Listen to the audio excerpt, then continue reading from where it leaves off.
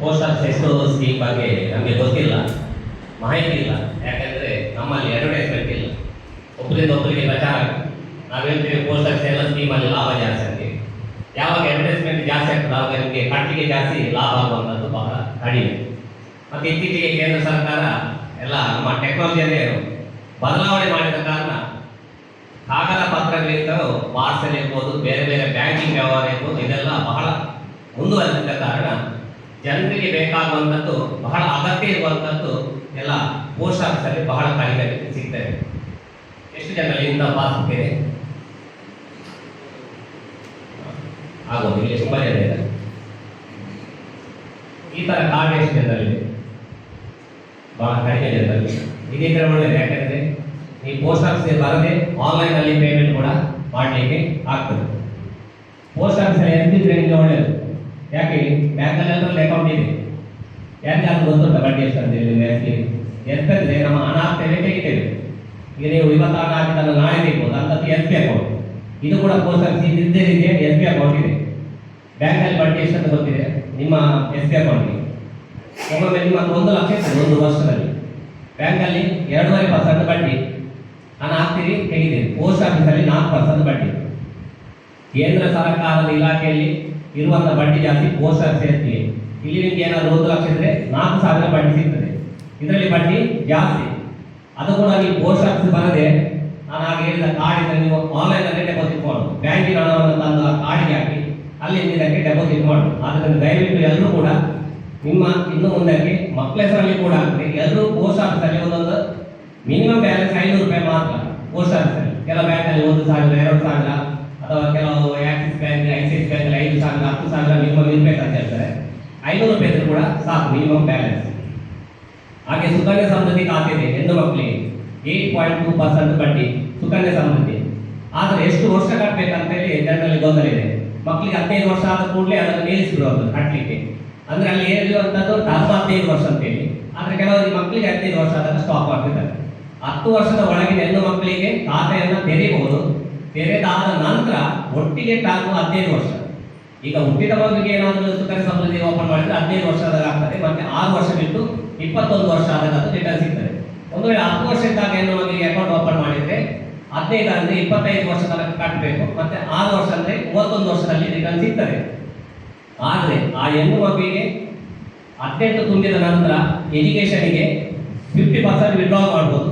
ಅಥವಾ ಮದುವೆ ಆದ ಸಂದರ್ಭದಲ್ಲಿ ಈಗ 10 ವರ್ಷ ಹೆಣ್ಣು ಮಗುವಿಗೆ ಅಕೌಂಟ್ ಓಪನ್ ಮಾಡ್ತಾರೆ, 10 ವರ್ಷ ಕಟ್ತಾರೆ, ಆಗ 20 ವರ್ಷ ಆಯಿತು. 20 ವರ್ಷದಲ್ಲಿ ಏನಾದ್ರು ಮದುವೆ ಅಂದರೆ ಫುಲ್ ಅಮೌಂಟ್ ವಿಡ್ರಾಲ್ ಮಾಡ್ಬೋದು. ಆಗ ಕಾಯ್ಬೇಕಂತಿಲ್ಲ ಟರ್ಮಿಗೋಸ್ಕರ. ಇದು ಸುಕನ್ಯಾ ಸಮೃದ್ಧಿ.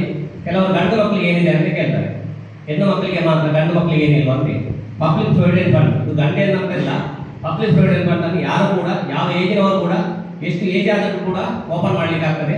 500 ರೂಪಾಯಲ್ಲಿ ಅಕೌಂಟ್ ಅನ್ನು ಓಪನ್ ಮಾಡೋದು. ತಿಂಗಳಿಗೆ 100, 200, 500 ಇದ್ದಾಗೆ. ಇಷ್ಟೇ ಅಂತ ಏನಿಲ್ಲ. ವರ್ಷಕ್ಕೆ ಮಿನಿಮಮ್ 500, ಜಾಸ್ತಿ ಅಂದರೆ 1.5 ಲಕ್ಷ. ಸುಕನ್ಯಾ ಸಮೃದ್ಧಿಯಲ್ಲಿ ಮಿನಿಮಮ್ 250, ಜಾಸ್ತಿ ಅಂದರೆ 1.5 ಲಕ್ಷ ತನಕ ಡೆಪಾಸಿಟ್ ಮಾಡ್ಬೋದು. ಯಾರಿಗೆ ಕೂಡ ಕಟ್ಬೋದು, ದಿನ ಕೂಡ ಕಟ್ಬೋದು, ವಾರದಲ್ಲಿ ಕೂಡ ಕಟ್ಬೋದು, ತಿಂಗಳಿಗೆ 6 ತಿಂಗಳಿಗೆ, ಅದೇ ವರ್ಷಕ್ಕೊಮ್ಮೆ. ಆದರೆ PPF ಮತ್ತೆ ಸುಕನ್ಯಾ ಸಮೃದ್ಧಿಯನ್ನು ಪ್ರತಿ 5 ತಾರೀಕಿನ ಒಳಗೆ ಕಟ್ಟಿದ್ರೆ, ಈಗ PPF 7.1, ಸುಕನ್ಯಾ ಸಮೃದ್ಧಿ 8.2, ಇದು ಕರೆಕ್ಟ್ ಬಡ್ಡಿ ಕ್ಯಾಲ್ಕುಲೇಷನ್ ಆಗ್ತದೆ. ಪ್ರತಿ ತಿಂಗಳ 5 ತಾರೀಕು ಒಳಗೆ ಕಟ್ತಾ ಇರಬೇಕು. ಕೆಲವರು ಏನು ಮಾಡ್ತಾರೆ ಅಂದರೆ ಮಾರ್ಚ್ 31 ಆಗ 1.5 ಲಕ್ಷ ತಂದು ಡೆಪಾಸಿಟ್ ಮಾಡ್ಬೋದು. ಒಮ್ಮೆ 1 ವರ್ಷದ ನನಗೆ 8.2 ಅಥವಾ 7.1% ಬಡ್ಡಿ ಸಿಗ್ತದೆ. ಆ ಥರ ಅಲ್ಲ. ಏಪ್ರಿಲಿಂದ ಮಾರ್ಚ್ ತನಕ ನಮ್ಮ ಅಮೌಂಟ್ ಎಷ್ಟಿರ್ತದೆ ಅದರ ಮೇಲೆ ಬಡ್ಡಿ ಕ್ಯಾಲ್ಕುಲೇಷನ್ ಆಗೋದು. ಅದರಿಂದ ನಾವು ಏಪ್ರಿಲ್ 1 ಡೆಪಾಸಿಟ್ ಮಾಡಿದ್ರೆ ಪ್ರಾಬ್ಲಮ್ ಇಲ್ಲ. ಕೆಲವರು ಮಂತ್ ಎಂಡ್ ಆದಾಗ, ಇಯರ್ ಎಂಡ್ ಆದಾಗ ಬಂದು ಮಾಡ್ತಾರೆ, ಆಗ ಲಾಭ ಇಲ್ಲ. ಅದರ ಬಡ್ಡಿ ಕ್ಯಾಲ್ಕುಲೇಷನ್ 1 ವರ್ಷ ಆದಾಗ. ಅದರಿಂದ ನೀವು ಡೆಪಾಸಿಟ್ ಮಾಡುವಾಗ PPF ಅಥವಾ ಸುಕನ್ಯಾ ಸಮೃದ್ಧಿ ಪ್ರತಿ 5 ತಾರೀಕು ಒಳಗೆ ಸಾಧ್ಯ ಆದಷ್ಟು ಮಾಡ್ತಾ ಹೋಗ್ಬೋದು. ಹಾಗೆ ಹಿರಿಯ ನಾಗರಿಕರಿಗೆ ಸುಕನ್ಯಾ ಸಮೃದ್ಧಿ ಇದೆ 8.2%, 1 ಇಯರ್ ಟೈಮ್ ಡೆಪಾಸಿಟ್ ಇದೆ 6.9, 2 ಇಯರ್ಸ್ ಟೈಮ್ ಡೆಪಾಸಿಟ್ ಇದೆ 7, 3 ಇಯರ್ಸ್ ಟೈಮ್ ಡೆಪಾಸಿಟ್ ಇದೆ 7.1, 5 ಇಯರ್ಸ್ ಟೈಮ್ ಡೆಪಾಸಿಟ್ ಇದೆ 7.5. ಹಾಗೆ ನ್ಯಾಷನಲ್ ಸೇವಿಂಗ್ ಸರ್ಟಿಫಿಕೇಟ್ ಇದೆ 7.7. ಹಾಗೆ MIS ಮಂತ್ಲಿ ಇನ್ಕಮ್ ಸ್ಕೀಮ್ ಪ್ರತಿ ತಿಂಗಳು ಬಡ್ಡಿ ಬರ್ತಾ ಇರ್ತದೆ. ಈಗ 7.5% ಬಡ್ಡಿ. ಈಗ ಸಿಂಗಲ್ ಆಗಿ ಒಬ್ಬರು 9 ಲಕ್ಷ ತನಕ ಇರ್ಬೋದು, ಡಬಲ್ ಅಂದರೆ ಗಂಡ ಹೆಂಡತಿ ಅಥವಾ ಅಣ್ಣ ತಮ್ಮ ಈ ಥರ ಜಾಯಿಂಟ್ ಆಗಿ 15 ಲಕ್ಷ ತನಕ ಇರ್ಬೋದು. 9 ಲಕ್ಷಕ್ಕೆ 4,950 ರೂಪಾಯಿ ಬಡ್ಡಿ ಬರ್ತಾ ಇರ್ತದೆ ತಿಂಗಳು. ಬೇಡ ಅಂತ ಆದರೆ ಅದನ್ನು ಆಡಿಗೆ ಕೊಟ್ಟರೆ ಆಡಿಯಲ್ಲಿ ಕೂಡ 6.7 ಬಡ್ಡಿ ಕ್ಯಾಲ್ಕುಲೇಷನ್ ಆಗ್ತದೆ. ಸೀನಿಯರ್ ಸಿಟಿಜನ್ಗೆ 3 ತಿಂಗಳು ಒಮ್ಮೆ ಬಡ್ಡಿ ಬರ್ತದೆ. ಅವರು 30 ಲಕ್ಷ ತನಕ ಅಮೌಂಟನ್ನು ಇಡ್ಬೋದು. ಇಂಥ ಸೇವಿಂಗ್ಸ್ ಸರ್ಟಿಫಿಕೇಟ್ KVP 9 ವರ್ಷ 7 ತಿಂಗಳಲ್ಲಿ ಡಬಲ್ ಆಗುವುದು, ಅಂದರೆ 5 ಲಕ್ಷದಿಂದ 10 ಲಕ್ಷ ಆಗುವುದು. ಇಂಥ ಸೇವಿಂಗ್ಸ್ ಸ್ಕೀಮ್ ಎಷ್ಟು ಇದೆ ಪೋಸ್ಟ್ ಆಫೀಸಲ್ಲಿ. ಈ ರೀತಿ ಅಕೌಂಟನ್ನು ಯಾರು ಕೂಡ ಮಾಡ್ಬೋದು. 2 photo, Aadhaar card, PAN card xerox ಕೊಟ್ಟು ಈ ರೀತಿ ಅಕೌಂಟ್ ಒಮ್ಮೆ ಓಪನ್ ಮಾಡಿದ ನಂತರ ಮತ್ತೆ ಅದರಲ್ಲಿ SWIFT ನಂಬರ್ ಇರ್ತದೆ. ಆ ನಂತರ ಫೋಟೋ, ಆಧಾರ್, ಪಾನ್ ಕೊಡ್ಬೇಕಂದ್ರೆ ಇಲ್ಲ ಒಮ್ಮೆ ಖಾತೆ ತೆರೆದ ನಂತರ. ಇದು ಭಾರತದ ಯಾವುದೇ ಪೋಸ್ಟ್ ಆಫೀಸಲ್ಲಿ ಡೆಪಾಸಿಟ್ ಮಾಡ್ಬೋದು, ವಿಡ್ರಾಲ್ ಮಾಡ್ಬೋದು. ಕೆಲವೊಂದು ನಾನು ಇಲ್ಲಿ ಮಾಡಿರ್ತೀನಿ, ಬೆಂಗಳೂರಿಗೆ ಹೋದಾಗ, ಡೆಲ್ಲಿಗೆ ಹೋದಾಗ ಎಲ್ಲಿ ಕೂಡ ಇದನ್ನು ಡೆಪಾಸಿಟ್ ಮಾಡ್ಬೋದು, ವಿಡ್ರಾಲ್ ಕೂಡ ಮಾಡ್ಬೋದು. ನಮ್ಮಲ್ಲಿ ಎಲ್ಲರಲ್ಲಿ ಒಂದು ಲೈಫ್ ಇನ್ಸೂರೆನ್ಸ್ ಇರಬೇಕು, ಆಕ್ಸಿಡೆಂಟಲ್ ಪಾಲಿಸಿ ಇರಬೇಕು, ಹೆಲ್ತ್ ಇನ್ಸೂರೆನ್ಸ್ ಇರಬೇಕು. ಈಗಿನ ಸಂದರ್ಭದಲ್ಲಿ ಬಹಳ ಅಗತ್ಯ. ನಾವು ಕೆಲವೊಮ್ಮೆ ನೋಡ್ತೇವೆ ಗ್ರೂಪಲ್ಲಿ ಬರ್ತದೆ ಹಾಸ್ಪಿಟಲ್ ಖರ್ಚು 20 ಲಕ್ಷ 25 ಲಕ್ಷಕ್ಕೆ, ಮತ್ತೆ ಸ್ಕ್ಯಾನರ್ ಫೋಟೋ ಎಲ್ಲ ಇರ್ತದೆ. ಈಗ ಫಸ್ಟ್ಗೆ ನಾವೆಲ್ಲ ಜಾಸ್ತಿ ಹಣ ಹಾಕ್ತಿದ್ವಿ, ಈಗ ದಿನದಿಂದ ದಿನ ಜಾಸ್ತಿ ಆದಾಗ ನಾವು ಯಾರಿಗೆ ಹಾಕುವುದು ಅಂತೇಳಿ ಈಗ ಹೆಚ್ಚಿನ ಯಾರಿಗೂ ಆ ಥರ ಆಗ್ತಿಲ್ಲ. ಅದರಿಂದಾಗಿ ನಮ್ಮ ಸ್ವಾಭಿಮಾನಕ್ಕೋಸ್ಕರ ನಮ್ಮಲ್ಲೇ ಒಂದು ಹೆಲ್ತ್ ಇನ್ಸೂರೆನ್ಸ್ ಅಥವಾ ಆಕ್ಸಿಡೆಂಟಲ್ ಪಾಲಿಸಿ, ಲೈಫ್ ಇನ್ಸೂರೆನ್ಸ್ ಇದ್ದರೆ ಒಳ್ಳೆಯದು. ಲೈಫ್ ಇನ್ಸೂರೆನ್ಸ್ ಅಂದರೆ ನಾನು ಪ್ರತಿ ತಿಂಗಳ ದುಡಿದರಲ್ಲಿ ಸ್ವಲ್ಪ ಅಮೌಂಟನ್ನು ಕಟ್ತಾ ಹೋಗುದು. ಅಂದರೆ 500, 1,000, 2,000, 5,000, 10,000 ಹಣವನ್ನು ಕಟ್ತಾ ಹೋಗುದು. 5 ವರ್ಷ ಅಥವಾ 10, 15 ವರ್ಷ, 20, 25 ವರ್ಷ ಅಂತೇಳಿ ಎಷ್ಟೋ ಲೈಫ್ ಇನ್ಸೂರೆನ್ಸ್ ಇದೆ. ಮುಖ್ಯವಾಗಿ ಗೊತ್ತಿರುವಂಥದ್ದು LIC, ಹಾಗೆ ಬೇರೆ ಬೇರೆ ಇನ್ಸೂರೆನ್ಸ್ ಇದೆ. ಅಲ್ಲಿ ಏನಂದ್ರೆ ನಿಮಗೆ ಕಟ್ಟಲಿಕ್ಕೆ ಜಾಸ್ತಿ, ರಿಟರ್ನ್ ಸಿಗೋದು ಕಡಿಮೆ. ಯಾಕೆ ಹೇಳ್ತಾರಂದ್ರೆ ಅಡ್ವರ್ಟೈಸ್ಮೆಂಟ್. ನೀವು ಯಾವುದೇ ಒಂದು ಸೀರಿಯಲ್ ನೋಡ್ತಿದ್ರು, IPL ಮ್ಯಾಚ್ ನೋಡ್ತಿದ್ರು, ಒಂದು ನಡುವಿನಲ್ಲಿ ಅಡ್ವರ್ಟೈಸ್ಮೆಂಟ್ ಬಂದೇ ಬರ್ತದೆ. ಅದನ್ನು ನಿಮ್ಗೆ ಗೊತ್ತಿದ್ದಾಗ LIC ಅಂತ ಹೇಳ್ತೀವಿ. ಅದೇ ಪೋಸ್ಟಲ್ ಲೈಫ್ ಇನ್ಸೂರೆನ್ಸ್ PL ಅಂದರೆ ಹೆಚ್ಚಿನವರಿಗೆ ಗೊತ್ತಿಲ್ಲ. ಯಾಕಂದ್ರೆ ಈಗ ಮಾಹಿತಿ ಇನ್ನೂ ಕೂಡ ಜನರಿಗೆ ಸರಿಯಾಗಿ ಮುಟ್ಲಿಲ್ಲ. ಇದರ ಇತಿಹಾಸ ಅಂದರೆ 142 ವರ್ಷ ಆದರೂ ಕೂಡ ಗೊತ್ತಿಲ್ಲ. ಪ್ರಥಮವಾಗಿ ಮಹಿಳೆಯರಿಗೆ ಜಾರಿಗೆ ತಂದಂತೆ ಪೋಸ್ಟಲ್ ಲೈಫ್ ಇನ್ಸೂರೆನ್ಸ್.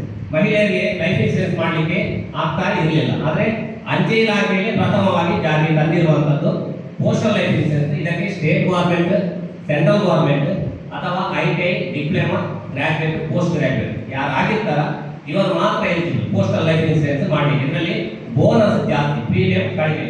ಉದಾಹರಣೆಗೆ ತಿಂಗಳು 2,500 ಕಟ್ತಾ ಹೋದ್ರೆ ನಾನು ಒಂದು ಸಮ್ಮೇಶನ್ 10 ಲಕ್ಷ. ಲೈಫ್ ಇನ್ಸೂರೆನ್ಸ್ ಏನಂದ್ರೆ ನಾನು ಈಗ 20 ವರ್ಷ ಟರ್ಮ್ ಸೆಲೆಕ್ಟ್ ಮಾಡಿರ್ತೇನೆ. 10 ಲಕ್ಷಕ್ಕೆ ನಾನು 2,500 ಕಟ್ತಾ ಇರ್ತೇನೆ. ಒಂದು ತಿಂಗಳಲ್ಲಿ ಕಟ್ಟಿ ಏನಾದರೂ ರಿಸ್ಕ್ ಆದರೆ ನಾನು ಕಟ್ಟಿರುವಂಥದ್ದು 2,500 ಲಕ್ಷ. ನಾನು ಯಾರಿಗೆ ನಾಮಿನಿ ಹಾಕಿರ್ತೇನೆ ಅವರಿಗೆ 2,500 ಲಕ್ಷ ಕೊಡುವಂಥದ್ದಲ್ಲ, 10 ಲಕ್ಷ ಮತ್ತೆ ಒಂದು ತಿಂಗಳ ಬೋನಸ್ ನಾಮಿನಿಗೆ ಸಿಗುವಂಥದ್ದು. ಇದು ಲೈಫ್ ಇನ್ಸೂರೆನ್ಸ್. ಅದಕ್ಕೆ ಹೇಳುದು ಲೈಫ್ ಇನ್ಸೂರೆನ್ಸ್ ಕೂಡ ನಮ್ಮಲ್ಲಿ ಇರಬೇಕು. ಅಥವಾ ಸಮ್ಮೇಶನ್ 5 ಲಕ್ಷ ಇದ್ರೆ 5 ಲಕ್ಷ ಪ್ಲಸ್ ಬೋನಸ್, 20 ಲಕ್ಷ ಇದ್ರೆ 20 ಲಕ್ಷ ಪ್ಲಸ್ ಬೋನಸ್. ಇಲ್ಲಿ ಬಹಳ ಕಡಿಮೆ ಪ್ರೀಮಿಯಂ, ಬೋನಸ್ ಕೂಡ ಜಾಸ್ತಿ. ಇನ್ನೊಂದು, ಈಗ ಕೆಲವರು ಇರ್ತಾರೆ ಸ್ಟೇಟ್ ಗೌರ್ಮೆಂಟ್, ಸೆಂಟ್ರಲ್ ಗೌರ್ಮೆಂಟ್ ಅಥವಾ ಗ್ರಾಜುಯೇಟ್ ಅಥವಾ ITI ಡಿಪ್ಲೊಮಾ ಆಗಿರುವುದು. ಅವರು ಗ್ರಾಮ ಪಂಚಾಯತ್ ಅಡ್ರೆಸ್ ಅಲ್ಲಿ ಇದ್ರೆ, ಗ್ರಾಮೀಣ ವಿಳಾಸದಾರರಾಗಿದ್ರೆ, ಕೆಲವರು ಗ್ರಾಮೀಣ ವಿಳಾಸ ಇರ್ತಾರೆ ಮಂಗಳೂರಲ್ಲಿ ತೊಂದರೆ ಇಲ್ಲ, ಆಧಾರಲ್ಲಿ ಗ್ರಾಮೀಣ ಪಂಚಾಯತ್ ಅಡ್ರೆಸ್ ಇರಬೇಕು. ಈಗ 300 ಗ್ರಾಮ ಪಂಚಾಯತ್, ಬೆಲ್ಮ ಗ್ರಾಮ ಪಂಚಾಯತ್ ಈ ಅಡ್ರೆಸ್ ಇದ್ರೆ ಆಗ್ತದೆ. ಈಗ ಮಂಗಳೂರು ಆ ಕಡೆ ಉಲ್ಲ ಇದೆಲ್ಲ ಏನಾಗಿದೆ, ಪುರಸಭೆ, ನಗರಸಭೆ, ಸಿಟಿ ಕಾರ್ಪೊರೇಷನ್ ಆಗಿದೆ, ಅವರೆಲ್ಲ ಮಾಡಲಿಕ್ಕೆ ಆಗುದಿಲ್ಲ. ಇಲ್ಲಿ ಕೂಡ ಹಾಗೆ, ಇಲ್ಲಿ ಪ್ರೀಮಿಯಂ ಕಡಿಮೆ, ಬೋನಸ್ ಜಾಸ್ತಿ. ಇದು ಲೈಫ್ ಇನ್ಸೂರೆನ್ಸ್. ಇನ್ನೊಂದು ಆಕ್ಸಿಡೆಂಟಲ್ ಪಾಲಿಸಿ. ಆಕ್ಸಿಡೆಂಟ್ ಅಂದ್ರೆ ನಾವು ಹೆಚ್ಚಾಗಿ ನಮಗೆ ಗೊತ್ತಾಗಿರುವಂಥದ್ದು ಗಾಡಿಯಲ್ಲಿ ಆಕ್ಸಿಡೆಂಟ್ ಜಾಸ್ತಿ. ಆದರೆ ಬೇರೆ ಬೇರೆ ರೀತಿಯ ವಿಧದ ಆಕ್ಸಿಡೆಂಟ್ ಡೈಲಿ ಆಗ್ತದೆ. ಕೆಲವರು ಮರದಿಂದ ಬೀಳ್ತಾರೆ, ಬಿಲ್ಡಿಂಗ್ ಇಂದ ಬೀಳ್ತಾರೆ, ಮಳೆಗಾಲದ ಎಷ್ಟೋ ಜನ ಸಿಡಿಲು ಬಡಿದು ಸಾಯ್ತಾರೆ, ನಾಯಿ ಕಚ್ಚುದು, ಹಾವು ಕಚ್ಚುದು, ಬಿಸಿ ನೀರು ತಾಕುವಂಥದ್ದು, ಸಡನ್ ಆಗಿ ಜಾರಿ ಬೀಳುವಂಥದ್ದು, ಅವರ ಸ್ಪೀಡ್ ಆಗಿ ಬೀಳುವಂಥದ್ದು, ಇದೆಲ್ಲ ಆಕ್ಸಿಡೆಂಟ್. ಇಂಥದ್ದು ಎಷ್ಟು ಆಕ್ಸಿಡೆಂಟ್ ಆಗಿ ಕೆಲವೊಂದು ಫ್ಯಾಮಿಲಿಗೆ ಭದ್ರತೆ ಇಲ್ಲ ಅಂತಾಗ ಎಷ್ಟು ನಾವು ನೋಡ್ತೇವೆ, ಪೇಪರಲ್ಲಿ ನೋಡ್ತೇವೆ, ಬೇರೆ ಬೇರೆ ವಿಧದಲ್ಲಿ ನೋಡ್ತೇವೆ. ಕೆಲವರ ಮನೆಗೆ ಒಂದು ಭದ್ರತೆ. ಅದೇ life insurance, accidental policy, health insurance ಇದ್ರೆ ನಮ್ಮ ಹಿಂದ್ಗಡೆ ಫ್ಯಾಮಿಲಿ ಇರ್ತದೆ. ನಮ್ಮ ಫ್ಯಾಮಿಲಿಗೆ ಬರ್ಡನ್ ಆಗಬಾರ್ದು ಉದ್ದೇಶದಿಂದ ನಾವು ದುಡಿದ್ರಲ್ಲಿ ಬಹಳ ಕಡಿಮೆ. ಈಗ ಪೋಸ್ಟರಲ್ಲಿ ಮಾಡಿದ್ರೆ ಇಲ್ಲಿ ಪ್ರೀಮಿಯಂ ಬಹಳ ಕಡಿಮೆ. ಹೆಲ್ತ್ ಇನ್ಸೂರೆನ್ಸ್ ಎಷ್ಟಿದೆ ಪ್ರೀಮಿಯಂ? ಯಾರಾದ್ರೂ ಮಾಡಿದವರು ಇದ್ದೀರಿ ಇಲ್ಲಿ? ಹೆಲ್ತ್ ಇನ್ಸೂರೆನ್ಸ್ ವರ್ಷಕ್ಕೆ ಎಷ್ಟು ಕಟ್ತದೆ ಸರ್? 50,000. ಫ್ಯಾಮಿಲಿಗೆ 50,000. ನೀವು ಸರ್ 14,000. 10,000ಕ್ಕಿಂತ ಕೆಳಗೆ ಕಟ್ಟೋರು ಯಾರಾದ್ರೂ ಇದ್ದೀರಿ ಇಲ್ಲಿ? ಇಲ್ಲ. ಯಾಕಂದರೆ ಪ್ರೀಮಿಯಂ ಜಾಸ್ತಿ. ಪೋಸ್ಟ್ ಆಫೀಸಲ್ಲಿ 2,289 ರೂಪಾಯಿ ಕಟ್ಟಿದ್ರೆ 20 ಲಕ್ಷ ಕವರೇಜ್. ಈಗ ಇವರು 5,000 ಹೇಳಿದ್ರು, ನಮ್ಗೆ ಎಷ್ಟಂತ ಕೇಳಲಿಲ್ಲ. ಅದಿದ್ರೆ 5 ಅಥವಾ 15 ಲಕ್ಷ ಇರ್ಬೋದು. ಎಷ್ಟು ಸರ್? ಎಷ್ಟು ಲಕ್ಷ? 10 ಲಕ್ಷ. 20 ಲಕ್ಷಕ್ಕೆ 2,289. 2,500,000 ಪ್ಲಸ್ 17,500,000 ಎರಡು ಪಾಲಿಸಿ ಸೇರಿ 20 ಲಕ್ಷಕ್ಕೆ ಒಬ್ಬರಿಗೆ 2289. ಮದುವೆ ಆಗಿದ್ರೆ ಒಬ್ಬರಿಗೆ ಸಿಂಗಲ್. ಇಯರ್ಲಿ ಮಂತ್ಲಿ ಅಲ್ಲ, ಇಯರ್ಲಿ ಇರೋದು ಆ್ಯನುವಲ್. ನೀವು ಎಣಿಸಿರೋದು 2 ಅಂದ್ರೆ 24 ಸಾವಿರ ಆಗ್ತದೆ. ಅಷ್ಟು ಇಲ್ಲ, ಇಯರ್ಲಿ. ಗಂಡ ಹೆಂಡತಿ ಅಂತ ಆದರೆ 3879 ವರ್ಷಕ್ಕೆ. ಗಂಡ ಹೆಂಡತಿ ಒಂದು ಮಗು ಆದರೆ 4789. ಗಂಡ ಹೆಂಡತಿ 2 ಮಕ್ಕಳಾದ್ರೆ 5698. ಮ್ಯಾಕ್ಸಿಮಮ್ 4 ಜನಕ್ಕೆ ಬಂದದ್ದೇ 5698. ಏಜ್ 18ರಿಂದ 60 ವರ್ಷದ ಒಳಗೆ ಇರಬೇಕು. 18ರಿಂದ 60 ವರ್ಷದ ಒಳಗೆ. ಮೇನ್ ಕಂಡೀಷನ್ ಏನಂದ್ರೆ ಹೆಲ್ತ್ ಇನ್ಸೂರೆನ್ಸ್ ಮಾಡುವಾಗ ಹೆಲ್ತಿ ಆಗಿರ್ಬೇಕು, ಆರೋಗ್ಯವಾಗಿರ್ಬೇಕು. ನಮ್ಮಲ್ಲಿ ಏನಾಗ್ಬೇಕು ಅಂದ್ರೆ ರೋಗ ಬಂಧವೇ ಮಾಡೋದಿಲ್ಲ. ಡಾಕ್ಟರ್ ಹೇಳ್ಬೇಕು. ಸ್ವಲ್ಪ ಏನಾದ್ರು ಬಂದ್ರೆ ಮತ್ತೆ ಹೈಡ್ ಮಾಡಿಡುವಂಥದ್ದು, ಹೆಲ್ತ್ ಪಾಲಿಸಿಯನ್ನು ತೆಗೊಳ್ಳುವಂಥದ್ದು. ಮತ್ತೆ ಅಲ್ಲಿ ಸಿಗ್ಲಿಲ್ಲ, ಇಲ್ಲಿ ಸಿಗ್ಲಿಲ್ಲ, ನಾನು 50,000 ಕಟ್ಟಿದ್ದೇನೆ, 25,000 ಕಟ್ಟಿದ್ದೇನೆ ಅಂದ್ರೆ ಎಲ್ಲಿ ಕೂಡ ಕೊಡೋದಿಲ್ಲ. ಪ್ರೀ ಎಕ್ಸಿಸ್ಟಿಂಗ್ ಡಿಸೀಸ್ ಇದ್ರೆ 2 ಇಯರ್ಸ್ 3 ಇಯರ್ಸ್ ವೇಟಿಂಗ್ ಪೀರಿಯಡ್ ಇದ್ದೇ ಇರ್ತದೆ. ಅದು ಕೂಡ BP ಶುಗರ್ ಇದ್ದು ಟ್ಯಾಬ್ಲೆಟ್ ತಗೊಳ್ತಾ ಇದ್ರೆ ಹೆಲ್ತ್ ಇನ್ಸೂರೆನ್ಸ್ ಮಾಡಲಿಕ್ಕಿಲ್ಲ. ನಾವಿಲ್ಲಿ ನೀವು ಪ್ರೀಮಿಯಂ ಕಟ್ತೀರ ಅಂತ ಹೇಳಿ ಪಾಲಿಸಿ ಮಾಡಿ ಕೊಡುದಿಲ್ಲ. BP ಶುಗರ್ ನಾರ್ಮಲ್ ಇದ್ದದ್ದೇ, ಟ್ಯಾಬ್ಲೆಟ್ ತಗೊಳ್ತಾ ಇಲ್ಲದಿದ್ರೆ ತೊಂದರೆ ಇಲ್ಲ. ಟ್ಯಾಬ್ಲೆಟ್ ತಗೊಳ್ತಾ ಇದ್ರೆ ಹೈ ಇದೆ ಅಂತ ಲೆಕ್ಕ, ಅದು ಬೇರೆ ಯಾವುದಕ್ಕಾದ್ರೂ ಹೋಗ್ತದೆ. ಅದು ಅಂದ್ರೆ ಇತ್ತೀಚೆಗೆ ಒಬ್ಬರು ಶುಗರ್ ಇಲ್ಲ, ಹಾರ್ಟ್ ಪ್ರಾಬ್ಲಮ್ ಆಯಿತು. ಅದಕ್ಕೋಸ್ಕರ ಹೇಳುದು ನಾವು ಕಂಡೀಷನ್ ಹೇಳಿ ಮಾಡುವಂಥದ್ದು. ಯಾಕಂದ್ರೆ ನಮ್ಮ ಇಲಾಖೆಯಲ್ಲಿ ಟಾರ್ಗೆಟ್ ಇದ್ರೂ ಕೂಡ ಮಾಡಿದ ನಂತರ ಅವರಿಗೆ ಮತ್ತೆ ಉಪಯೋಗ ಇರಬೇಕು. ಇಲ್ಲಂತಾದ್ರೆ ಸುಮ್ಮನೆ ಮತ್ತೆ ಪೋಸ್ಟ್ ಆಗ್ತಿದೆ. ಇದು ನೀವೆಷ್ಟೋ ಇನ್ಸೂರೆನ್ಸ್ ನೋಡಿದ್ದೀರಿ, ಸ್ಟಾರ್ ಅಲ್ಲಿ ಬಹಳ ಕಂಪ್ಲೇಂಟ್ ಇದೆ. ಈಗ ಸಿಕ್ತಿಲ್ಲ ಅಂತೇಳಿ. ಸಿಕ್ತಿಲ್ಲ ಅಂತ ಹೇಳಿದ್ರೆ ಅಲ್ಲಿ ಕೂಡ ಅವರ ಹಾಗೆ ಕಂಡೀಷನ್ಸ್ ಅನ್ನು ಬಹಳ ಚಿಕ್ಕದಾಗಿರ್ತದೆ. ನೀವು ಒಂದು ಬಾಂಡ್ ಅಲ್ಲಿ ನೋಡಿ, ಅಡ್ವರ್ಟೈಸ್ಮೆಂಟ್ ಅಲ್ಲಿ ಟಿವಿಯಲ್ಲಿ ಬಂದಾಗ ಕಂಡೀಷನ್ಸ್ ಎಲ್ಲ ಚಿಕ್ಕದಿರುವುದು, ಬೇರೆ ಎಲ್ಲ ದೊಡ್ಡದಿರ್ತದೆ. ನಮ್ಮ ನಾಲ್ಕು ಗುರುತಿಸಲಿಕ್ಕೆ ಕೇವಲ 20 ರೂಪಾಯಿ 3ಕ್ಕೆ 2 ಸಿಗ್ತದೆ, ಹಾಗೆ ಸಿಗ್ತದೆ, ಹೀಗೆ ಸಿಗ್ತದೆ. ಕಂಡೀಷನ್ಸ್ ಮಾತ್ರ ಬಹಳ ಚಿಕ್ಕದ, ನಮ್ಗೆ ಗೊತ್ತೇ ಆಗುದಿಲ್ಲ. ಅದನ್ನು ನಾವು ಓದುದಿಲ್ಲ. ಅದಕ್ಕೋಸ್ಕರ ಹೆಲ್ತ್ ಇದ್ದಾಗಲೇ ಹೆಲ್ತ್ ಇನ್ಸೂರೆನ್ಸ್ ಮಾಡಿದ್ರೆ ಮಂಗಳೂರಲ್ಲಿ ಪ್ರೈವೇಟ್ ಹಾಸ್ಪಿಟಲ್ ಹೈಯೆಸ್ಟ್ ಕೈಯಪ್ಪಿರುವಂಥದ್ದು. KMC ಜ್ಯೋತಿ ಇರ್ಬೋದು, ಹತ್ತಾವರ ಇರ್ಬೋದು, father Muller's, Colaco's, city hospital, KSK, Yenepoya, Srinivas, ಎಷ್ಟೋ ಹಾಸ್ಪಿಟಲ್ ಕೈಯಪ್ಪು ಕ್ಯಾಶ್ಲೆಸ್ 20 ಲಕ್ಷ ತನಕ. ಈಗ 60 ವರ್ಷದ ಮೇಲಿದ್ದವರಿಗೆ ಕೂಡ ಪಾಲಿಸಿ ಮಾಡ್ಬೋದು. ಅಂದರೆ 18ರಿಂದ 65 ವರ್ಷ ತನಕ ಇದ್ದವರು ಕೂಡ ಮಾಡ್ಬೋದು. 60 ವರ್ಷದ ಒಳಗಿದ್ದವರಿಗೆ ಇದು ನಾನೀಗ ಹೇಳಿದೆ. ಆದರೆ ಅದರ ಕಂಡೀಷನ್ ಏನಂದ್ರೆ ಪ್ರಥಮ 2 ಲಕ್ಷ ತನಕ ಕವರೇಜ್ ಇರುವುದಿಲ್ಲ. ಅಂದ್ರೆ 15 ಲಕ್ಷ ತನಕ ಕವರೇಜ್ ಇದೆ. ಒಟ್ಟಿಗೆ 15 ಲಕ್ಷ ತನಕ ಕವರೇಜ್ ಇದೆ. ಒಬ್ಬರಿಗಾದ್ರೆ 756 ವರ್ಷಕ್ಕೊಮ್ಮೆ ಕಟ್ಟಲಿಕ್ಕೆ ಒಬ್ಬರಿಗೆ. ಗಂಡ ಹೆಂಡತಿ ಆದರೆ 1247. ಗಂಡ ಹೆಂಡತಿ ಒಂದು ಮಗು ಆದರೆ 1604. ಗಂಡ ಹೆಂಡತಿ 2 ಮಕ್ಕಳಾದ್ರೆ 1956. ಇಲ್ಲಿ ಬಹಳ ಪ್ರೀಮಿಯಂ ಕಡಿಮೆ ಇದೆ. ಆದರೆ 2 ಲಕ್ಷ ತನಕ ಕವರೇಜ್ ಇಲ್ಲ. ಈಗ ನಿಮ್ಗೆ ಅರ್ಥ ಆಗದಿರ್ಬೋದು, ಯಾಕಂದ್ರೆ 2 ಲಕ್ಷ ಇಲ್ಲ ಅಂತ ಹೇಳಿದ್ರೆ. ಈಗ ಪ್ರಥಮ ಬಿಲ್ ಒಂದು 5 ಲಕ್ಷ ಆಯ್ತು ಅಂತ ಹೇಳಿದ್ರು ಹಾಸ್ಪಿಟಲ್ ಬಿಲ್ ಕ್ಯಾಶ್ಲೆಸ್. 2 ಲಕ್ಷ ಕಟ್ಟಬೇಕು, 3 ಲಕ್ಷ ಕ್ಯಾಶ್ಲೆಸ್ ಆಗ್ತದೆ. Maximum coverage 15 lakh. ಈಗ 17 ಲಕ್ಷ ಆದರೆ 17 ಲ್ಯಾಕ್ ಆದರೆ 2 ಲಕ್ಷ ಕಟ್ಟಬೇಕು. ಮ್ಯಾಕ್ಸಿಮಮ್ 15 ಲಕ್ಷ ಕವರೇಜ್ ಇರ್ತದೆ. ಒಟ್ಟಿಗೆ 4 ಜನ ಸೇರಿ ಅಥವಾ ಒಬ್ಬರಿಗಾದ್ರೆ ಒಬ್ಬರು ಸೇರಿ ಇರ್ತದೆ. ಇದಕ್ಕೆ 18ರಿಂದ 65 ವರ್ಷದ ಒಳಗೆ. ಈಗ ನಿಮ್ಗೆ ಇನ್ನೊಂದು ಡೌಟ್ ಇರ್ಬೋದು, ನಾನು 60 ವರ್ಷದಲ್ಲಿ ಮಾಡಿರ್ತೇನೆ, 65 ವರ್ಷದಲ್ಲಿ ಮಾಡಿದ್ದು ಒಂದೇ ವರ್ಷ ಅಂತ ಕೇಳ್ತೇನೆ. ಒಂದು ವೇಳೆ ನೀವು ಏಜ್ 65 ವರ್ಷ ಅಥವಾ 60 ವರ್ಷ ಒಳಗೆ ಮಾಡಿದ್ರೆ ಆಟೋ ಡೆಬಿಟ್ ಆಪ್ಷನ್ ಇದೆ.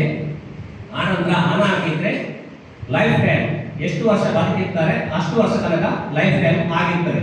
ಅದು ಮಾಡಬೇಕಾದ್ರೆ ಇಂಥ ಕಾರ್ಡ್ ಅತಿ ಅಗತ್ಯ ಎಲ್ಲರಿಗೂ. ಇದೊಂದು 200 ರೂಪೀಸ್ ಅಲ್ಲಿ ಅಕೌಂಟ್ ಅನ್ನು ಮಾಡುವಂಥದ್ದು. ಇದು ಆನ್ಲೈನ್ ಅಕೌಂಟ್.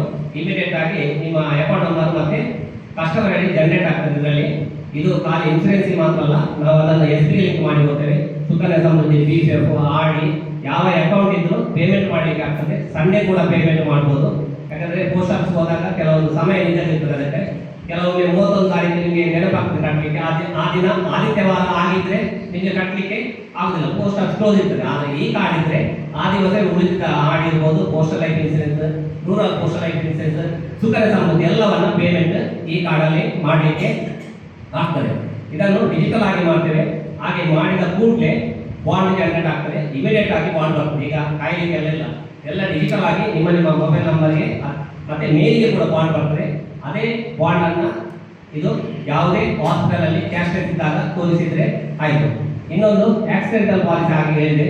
ಆಕ್ಸಿಡೆಂಟಲ್ ಪಾಲಿಸಿಯಲ್ಲಿ ವರ್ಷಕ್ಕೆ ಒಬ್ಬರು 550 ರೂಪಾಯಿ ಕಟ್ಟಲಿಕ್ಕೆ, ಅದರಲ್ಲಿ 10 ಲಕ್ಷ ಕವರೇಜ್, 749 ರೂಪಾಯಿ ಕಟ್ಟಿದ್ರೆ 15 ಲಕ್ಷದ ಕವರೇಜ್. ಈಗ ಆ ಥರ ನಾನು ಹೇಳಿದೆ, ಕೆಲವು ರೀತಿಯ ಆಕ್ಸಿಡೆಂಟ್ ಆದಾಗ ಸಣ್ಣ ಪುಟ್ಟ ಗಾಯ ಇದು, OPDಗೆ ಹೊರಹೋಗಿ ಇವಾಗ ಬೆಳಿಗ್ಗೆ ಹೋಗಿ ಮತ್ತೆ ಬರುವಂಥದ್ದು ಸಣ್ಣ ಪುಟ್ಟ ಗಾಯ, ಅದರ ಖರ್ಚಿಗೆ ವರ್ಷದಲ್ಲಿ 30,000 ತನಕ ಕವರೇಜ್ ಇದೆ. ದೊಡ್ಡ ಏನಾದರೂ ಪೆಟ್ಟಾಗಿ ಹಾಸ್ಪಿಟಲ್ಗೆ ಅಡ್ಮಿಟ್ ಆದರೂ 1 ಲಕ್ಷ ತನಕ ICUಗೆ ಕವರೇಜ್ ಇದೆ. ಇನ್ಪೇಷಂಟ್ ಬ್ಲಾಕಲ್ಲಿ 1 ಲ್ಯಾಕ್ ತನಕ ಕವರೇಜ್ ಇದೆ.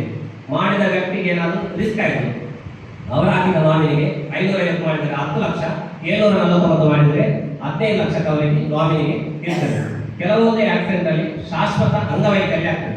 ಕೆಲವೊಂದು ಆಕ್ಸಿಡೆಂಟ್ ಅಲ್ಲಿ ನೋಡಿರ್ಬೋದು, ಕೈ ಅಥವಾ ಕಾಲು ಹೋಗುವಂಥದ್ದು, ಕಣ್ಣೇ ಹೋಗುವಂಥದ್ದು, ದುಡಿಲಿಕ್ಕೆ ಸಾಧ್ಯ ಆಗದಿದ್ದರೆ 75% ಎಬವ್ ಆದರೆ ಏನು ಪರ್ಮನೆಂಟ್ ಡಿಸೇಬಲ್ ಅಂತ ಹೇಳಿ ಡಾಕ್ಟರ್ ಏನೋ ಸರ್ಟಿಫಿಕೇಟ್ ಕೊಟ್ಟರೆ ಅದೇ ವ್ಯಕ್ತಿಗೆ 10 ಅಥವಾ 15 ಲಕ್ಷ ಕವರೇಜ್ ಇದೆ.